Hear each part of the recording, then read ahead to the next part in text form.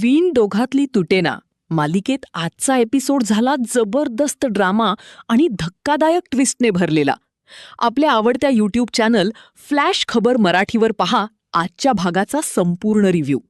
सुरुवातीलाच मल्लिका संतापाने चिंगीवर ओरडताना दिसते आणि देवघरात पूजा केल्यामुळे घरात मोठा गोंधळ उडतो.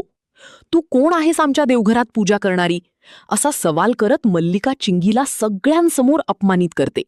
पण त्यावेळी स्वानंदी चिंगीची बाजू घेत तिला शांत करण्याचा प्रयत्न करते.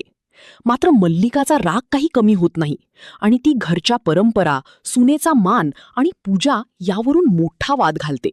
त्यामुळे घरातील वातावरण पूर्णपणे तापलेलं दिसतं. यानंतर कथेत येतो एक मोठा ट्विस्ट.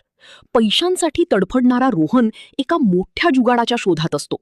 कॅश पाहिजे, कॅश म्हणत तो शेळकेकडून दादाच्या ऑफिसचं संपूर्ण शेड्यूल काढून घेतो.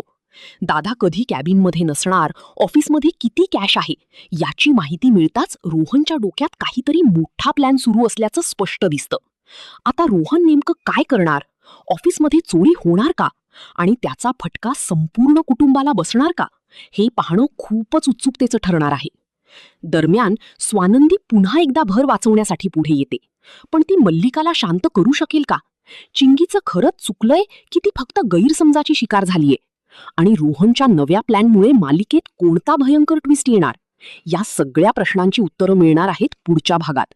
त्यामुळे फ्लॅश खबर मराठी चॅनलला लगेच सबस्क्राईब करा आणि वीण दोघातली तुटेना मालिकेच्या प्रत्येक अपडेटसाठी आमच्यासोबत जोडलेले राहा.